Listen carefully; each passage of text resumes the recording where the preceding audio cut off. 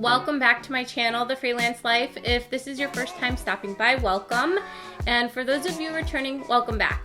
I'm Jen, and I am a freelance graphic designer, illustrator, and educator based out of the Midwest, and I run Bella and Sophia Creative Studio. On this channel, you will find in-depth creative tutorials relating to design, creative business, and illustration. I also share a behind-the-scenes view of the work that I do from time to time as a creative freelancer and educator through vlogs.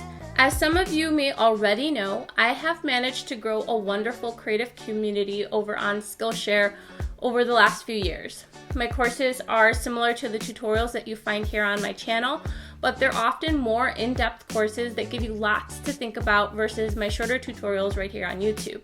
Skillshare has steadily become a nice portion of my income as a freelance creative, and this week I wanted to share some insider tips on how to create a successful course on Skillshare for those of you who are interested in creating an additional revenue source through the platform. What's really nice is that anyone can teach a class on Skillshare. There's no application or approval process, and you don't necessarily need teaching experience. But in my experience, I have found that it has been helpful. So let's jump into my top tips for creating a successful course on Skillshare.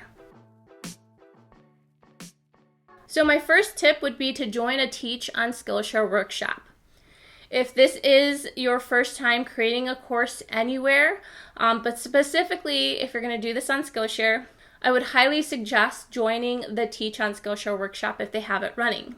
This is how I launched my first class on the platform, and typically these workshops are completed in kind of like a cohort format by a specific date, and it essentially helps you get your first class live in 30 days. Often the workshop has experienced teachers or Skillshare staff running it to offer advice and give feedback on the projects that you complete for each module. And each module basically has you work on a project that is a piece of your total course. If a workshop is not running, you can also check out the Teach on Skillshare playlist that I have.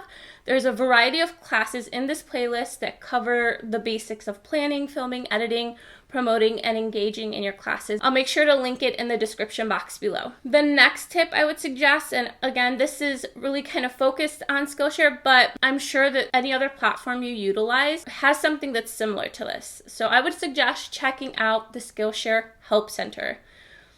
My suggestion is basically just to tap into this help center, and I'm going to leave it linked below, but Skillshare has a huge plethora of helpful tips and tutorials right on their website that go over the basics of getting a class launched on Skillshare. I found it really helpful to read through these before I even started planning out my class. You will find topics ranging from the basics of teaching policies on the Skillshare platform, how to plan your classes, filming and editing a class, how to upload your class content, how to promote, and how to engage in your classes. These are in article format, but you often find videos linked out within this as well. But this basically helps set you up on the right path to getting your course published and approved based on the Skillshare guidelines and expectations. Again, I'll leave all of this linked in the description box below.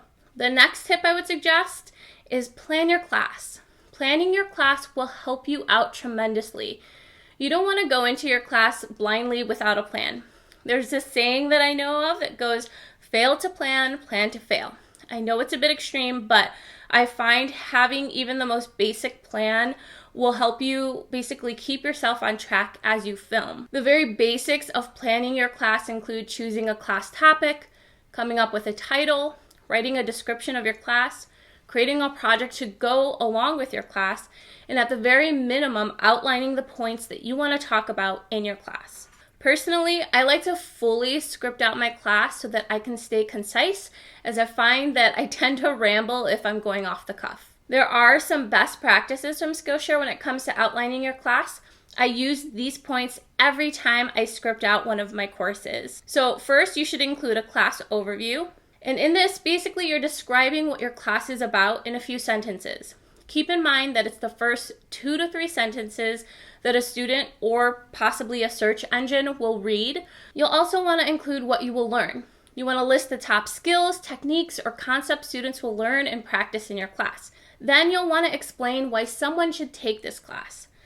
This is your opportunity to outline your class's value proposition. Then you'll want to explain who this class is for. So you want to state whether or not your class is geared to a broad audience or a specific one, like designers or entrepreneurs.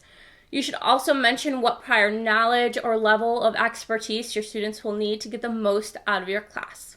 Personally, my classes range from beginner level that anyone can take to more intermediate and advanced classes, depending on their skill set. And a lot of my classes I like to kind of build up. I'll have a level 1, 2, and 3. If someone takes that first class, then they're prepared to take that second and that third. Finally, you'll want to explain what the materials your student will need and also mention the resources that you're going to include in your class. You want to list what your students will need to take your class and complete the project. Likewise, you'll want to list any relevant resources such as templates or tools that you might provide as part of the class. I think that's one of the really important parts of my courses. I like to create templates that people can utilize as they build out the projects in the class. It just makes things a little bit easier, and it's a great kind of like freebie that people can utilize, and it's kind of like an added benefit to taking my course. The next tip I suggest is getting the right tools.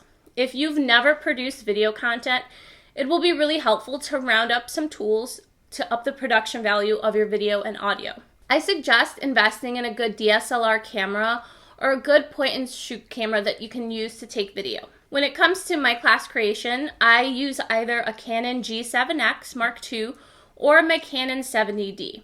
But if you don't have the budget, filming on your phone using the high definition settings and turning your phone on its side should get you some really decent video footage. The second thing I would suggest is investing in a mic. You could use your headphones, but a good external mic or a lav mic really does make a huge difference in sound. I personally don't like using the built-in audio on my cameras just because I feel like they're not as good in terms of sound quality. So I tend to use an external mic that I sync. I can tell a huge difference between the audio of my first few classes and then my classes today where I have invested in a mic. I use an H1N handy recorder. Then I sync it up in Final Cut Pro. I would also suggest some very basic lighting equipment. You can use natural light if you have a window in your space. I have one on this side always in my office, but I also invested in a simple Nero ring light to help create clean, bright light. And I have that off to this side here so that I get a balance and I don't have a dark shadow on my right side. The final thing I would suggest investing in is a good video editing software. There are many options out there. I've used Premiere Pro in the past, but since I work in an Apple environment, 6 years ago I invested in Final Cut Pro X. It was totally worth the initial investment, and it has paid for itself over the years. I really like how intuitive the software is and how quickly I managed to pick it up. If you want to see more of the tools that I use as a freelance creative and for my courses and YouTube videos, check out the video linked in the cards above and in the description box below. I have a whole rundown and I show you everything in my office space that I use to create classes and videos just like this. The next tip that I would suggest is setting up your space. First, obviously you want to figure out your lighting. Good lighting will make the biggest difference in the overall quality of your videos, but an expensive lighting setup isn't necessary. You'll want to find a nice spot near a window that offers a balance of natural light. And if you find your space is too dark, a simple ring light placed on the opposite side from your original lighting, like a window, can really help. You'll probably want to set your camera up right in front of you if you plan on doing a simple talking head video where you're speaking directly into the camera, which is usually what I start off with for my introductions, kind of like what I'm doing in this video. But I do often utilize different angles like overhead shots or side views based on what I'm filming to create kind of like visual interest. I would also suggest ensuring that the space around you is pleasant to look at, or at the very least doesn't have any distractions in it. I have some simple artwork as my backdrop, as you see, and I'll often film in front of this kind of area as it's the tidiest part of my studio. If I'm filming overhead, I like to stylize my physical set with props that relate to the project or the course that I'm working on. And your set should reflect your topic, so it's clear to students what you're about to teach. Don't be scared to use the tools of your trade as your props or find ways to stylize them so that they really look nice on camera. So for example, maybe you're going to create a watercolor class. You might include a jar of brushes in your paint palette, or for a graphic design class, you could have an iPad or a laptop strategically placed in the frame. My next tip is to plan your filming day. I suggest planning your filming day in advance. If I'm filming, I will often block out an entire workday dedicated to this, and sometimes my more intense classes need to be filmed over a week, so multiple days of filming. At minimum, you'll want to block 3 to 4 hours of uninterrupted time on your calendar for filming. If you're shooting your first class, you might even need more time, and that's okay. You'll want to spend a little time before film day to get yourself organized. You'll want to set up your equipment, your materials, and your props. You want to test your camera and your microphone and lights to make sure all of your equipment is working correctly. And I usually get my equipment set up the day before to eliminate the stress on filming day. You'll also want to practice your lessons. If this is your first time talking in front of a camera, don't be shy about practicing. It's going to be really helpful as you film, and it will help to kind of eliminate the number of mistakes and make you feel more natural as you're speaking through your script or your points. If you really don't like memorizing or you have trouble with that kind of thing, like me personally, you can tape your script to your tripod and reference it as you film, or you could also consider investing in a digital teleprompter that can allow you to read directly from something like an iPad.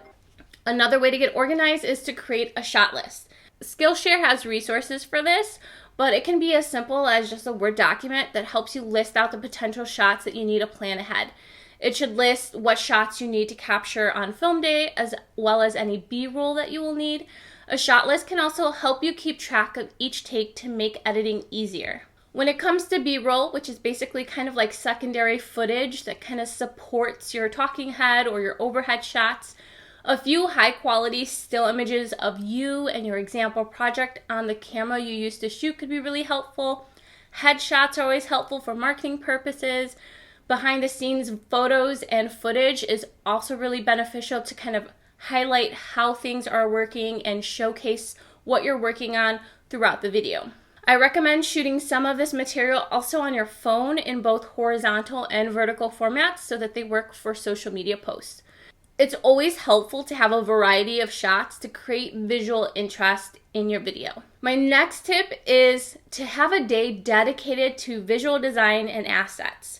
So in addition to the video footage that you're creating, you're going to want to have some additional varied visuals throughout your class to break up any static shots, basically just to keep people engaged. I have a whole day that I dedicate to creating these visuals, and I also use that same day to round up any additional assets that I might need, like royalty-free imagery and music or sound for my videos. This helps keep my editing days more organized and less stressful. Your visuals can include on-screen text, slides, or example images. Even switching up camera angles or adding in your B-roll, that supplemental footage, to kind of intercut into your main shot can be really helpful.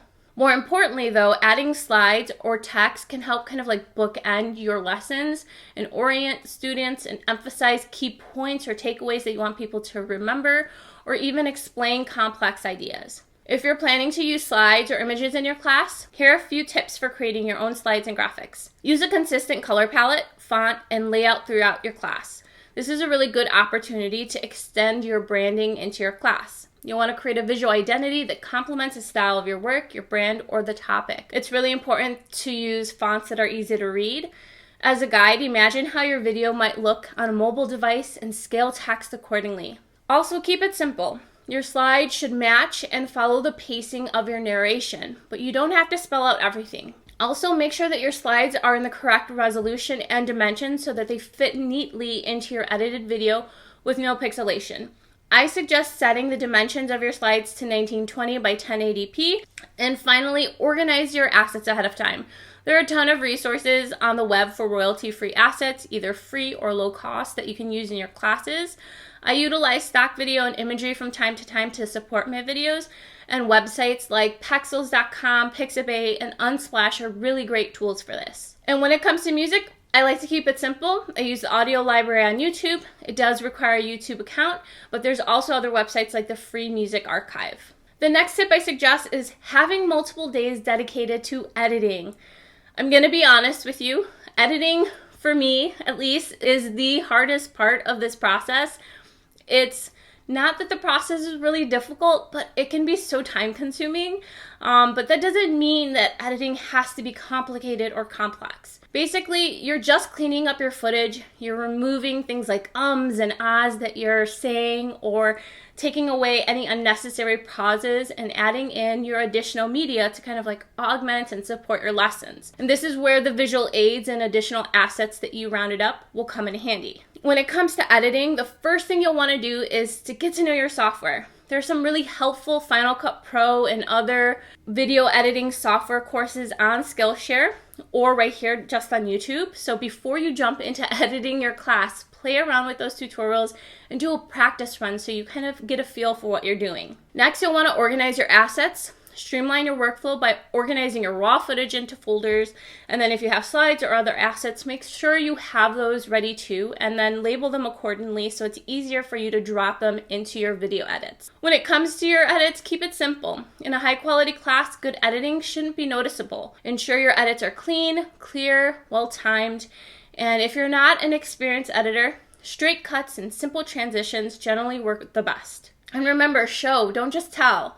One of the keys to engaging classes is finding ways to illustrate or highlight what you're saying on camera with compelling visuals. And also vary your visuals. This will keep students engaged and focused on your material. Use slides or text to highlight top tips and key takeaways, and insert those slides or additional on-screen text where necessary to kind of organize the content of your lesson. In screencast videos, consider highlighting or zooming in on key actions so students can really see what you're doing. And also, don't forget your audio. Make sure you go through and do a final review and pass on your audio, especially if you're adding music into your intro or conclusion videos. You want to make sure that you have a balanced mix. I suggest that you edit your video and audio while wearing a pair of good headphones to ensure you're hearing the correct balance and your final mixed audio isn't too loud or too soft.